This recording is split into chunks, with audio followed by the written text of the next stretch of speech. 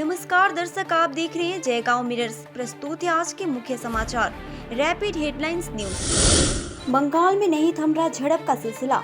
भांगड़ में बमबारी के बीच भागते दिखी पुलिस। पश्चिम बंगाल में पंचायत चुनाव की घोषणा के बाद राज्य के विभिन्न हिस्सों से हिंसा, हंगामा और तोड़फोड़ की घटनाएं थमने का नाम नहीं ले रही। सोमवार और मंगलवार की दरमियानी रात दक्षिण 24 परगना के भांगड़ इलाके में सत्तारूढ़ पार्टी तृणमूल कांग्रेस के एक नेता के घर हमला और तोड़फोड़ के आरोप लगे हैं। दावा है कि बम भी फेंके गए हैं। इसका आरोप इंडियन सर्कुलर फ्रंट कार्यकर्ताओं पर लगा है। चलता बेरिया गांव के कुतुबुद्दीन अली शेख नाम की एक तृणमूल नेता के घर देर रात हमले हुए हैं। मंगलवार को उन्होंने दावा किया है कि आईएसएफ कार्यकर्ताओं ने बम से हमले किए हैं। मौके से बम के हिस्से से भी बरामद किए गए हैं। मौके पर पहुंची पुलिस की टीम ने इन्हें बरामद कर जांच शुरू कर दी है। भांगड़ 2 नंबर ब्लॉक के बीडीओ दफ्तर में सोमवार को तृणमूल कांग्रेस के विवादित नेता आराबुल इस्लाम के बुलावे पर कुतुबुद्दीन नामक दाखिल करने के लिए गए थे। उसके बाद देर रात लौटे विश्राम कर रहे थे, तभी पथराव और बमबारी शुरू हो गई। उसी समय काशीपुर थाने की सूचना दी गई, जिसके बाद पुलिस की टीम मौके पर पहुंची, लेकिन किसी की गिरफ्तारी नहीं हो पाई है। इधर मंगलवार को आईएएफ के विधायक नौशाद सिद्दीकी ने कहा कि तृणमूल कार्यकर्ताओं और नेताओं पर कोई हमला नहीं कर सकता। हकीकत यह है कि तृणमूल वाले आपसी गुटबाजी में ही एक दूसरे को मार रहे हैं।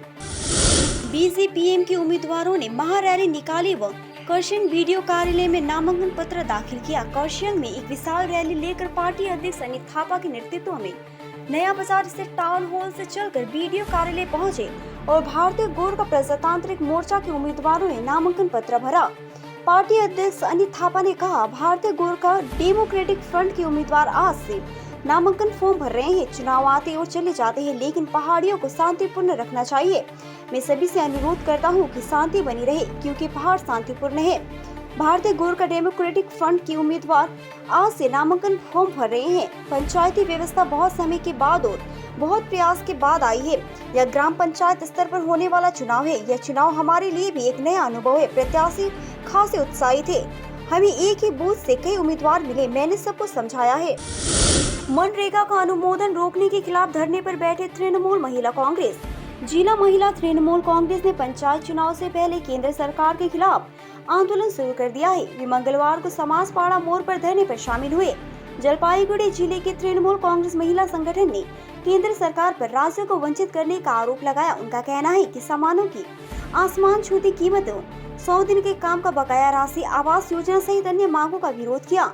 जिला तृणमूल कांग्रेस के नेता नूरजहां बेगम ने कहा, हम इस धरने के मंच से केंद्र सरकार के खिलाफ आवाज उठा रहे हैं। उधर भाजपा जिला सचिव श्याम प्रसाद ने धरना देकर आंदोलन की आलोचना करते हुए कहा कि तृणमूल नेता केंद्र सरकार का पैसा लूटकर कार और मकान खरीद रहे हैं। क्या हिसाब देगी कालीघाट में डेंगू की स्थिति से निपटने के लिए चिकित्सकों व स्वास्थ्य कर्मियों ने के साथ नगर निगम में बैठक आयोजित। शहर में डेंगू की स्थिति से निपटने के लिए नगर निगम मुख्यालय में एक बैठक का आयोजन किया गया, जिसमें डिप्टी रंजन सरकार ने नगर निगम अंतर्गत स्वास्थ्य केंद्र के चिकित्सकों व स्वास्थ्य कर्मियों के साथ इस बैठक में शामिल हुए। हर साल जब मानसून आता है तो शहर डेंगू की चपेट में आ जाता है। पिछले साल डेंगू से कई लोगों की मौत हुई थी। नतीजतन डेंगू की स्थिति से पहले से ही निपटने के लिए तत्काल कार्रवाई की जा रही है। यह बैठक सोमवार दोपहर नगर निगम के प्रधान कार्यालय में हुई। पता चला है कि जिन जगहों पर डेंगू ज्यादा है उन्हें चिन्हित किया जाएगा। वेक्टर कंट्रोल टीम घर घर जाकर निरीक्षण करेंगी। डिप्टी मेयर रंजन सरकार ने कहा कि सिलीगुड़ी नगर निगम ने डेंगू से निपटने के लिए सभी जरूरी कदम उठाने शुरू कर दिए हैं। सृष्टि फाउंडेशन ने करवाई जरूरतमंद परिवार की बेटी की शादी। जरूरतमंद परिवार में पैसे की कमी के कारण माता पिता इकलौती बेटी की शादी नहीं करा पा रहे थे। आखिरकार सृष्टि फाउंडेशन के सदस्यों ने उनकी इकलौती बेटी की शादी का सारा खर्च उठाया और धूमधाम से उसकी शादी का आयोजन किया। निकिता हावलदार सिलीगुड़ी के पूर्व फगदेबाड़ी की रहने वाली है। उसके पिता निपेन हावलदार लंबे समय से गंभीर बीमारी से ग्रसित थे। मां घर घर जाकर काम करती है और किसी तरह परिवार चलाती है। इस बीच इकलौती बेटी की शादी तय हो जाने के बावजूद लाचार माता पिता पैसे की कमी के कारण शादी नहीं करा पा रहे थे। शादी की डेट फिक्स हो गई।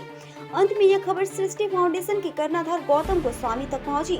फिर स्वयंसेवी संगठन सृष्टि फाउंडेशन उस गरीब परिवार के साथ खड़ा हुआ और धूमधाम से उनकी बेटी की शादी करवाई। इस महान कार्य में गौतम गोस्वामी के अलावा सृष्टि फाउंडेशन के सभी शुभचिंतकों ने भाग लिया। तृणमूल कांग्रेस के बदमाशों ने पर्चा भरने जा रहे माकपा उम्मीदवारों से छीने दस्तावेज। माकपा उम्मीदवारों को नामांकन पत्र जमा करने से रोककर उनसे तमाम दस्तावेज छीनने का आरोप तृणमूल पर लगा। तृणमूल कांग्रेस के बदमाशों ने सड़क पर माकपा के 7 उम्मीदवारों को रोक लिया और उनसे आधार कार्ड, मतदाता पहचान पत्र सहित कई दस्तावेज छीन लिए। मंगलवार को दीनहाटा 2 ब्लॉक के नाजिरहाट ग्राम पंचायत क्षेत्र के माकपा प्रत्याशी बीडीओ कार्यालय में अपना नामांकन पत्र जमा करने जा रहे थे, तभी तृणमूल कांग्रेस के बदमाशों ने उनसे सारे दस्तावेज छीन लिए। इस घटना के विरोध में माकपा प्रत्याशियों ने आज दीनहाटा महकमा शासक कार्यालय के समक्ष धरना दिया। माकपा का आरोप है कि जिले भर में आतंक का माहौल है, साथ ही माकपा के प्रत्याशियों को नामांकन पत्र जमा करने से रोका जा रहा है। ईस्ट बंगाल क्लब के समग्र विकास के लिए क्लब के सभी समर्थकों से की गई मदद की अपील। क्लब की वित्तीय स्थिति को मजबूत करने और क्लब के समग्र विकास के लिए ईस्ट बंगाल क्लब के शीर्ष अधिकारी उत्तर बंगाल के सभी क्लब समर्थकों से मदद की अपील की है। मंगलवार दोपहर सिलीगुड़ी जर्नलिस्ट क्लब में पत्रकारों से मिलते हुए क्लब मालिकों ने सभी से आर्थिक मदद की अपील की है।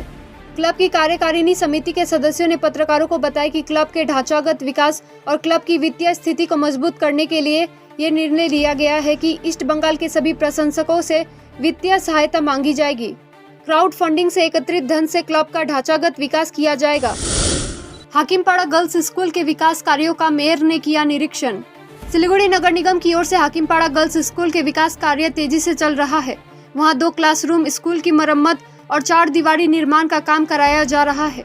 इसके लिए सिलीगुड़ी नगर निगम से लगभग 29,81,000 रुपए का अनुदान दिया गया है।